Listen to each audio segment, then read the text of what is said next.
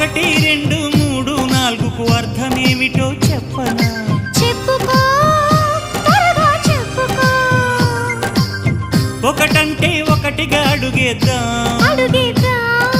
రెండంటే రెండు గుండెలను ముడిపెడదాం, మూడంటే మూడు ముళ్ళేసి ఆ తర్వాత నాలుగు కాలాల పాటు కలిసుందాం.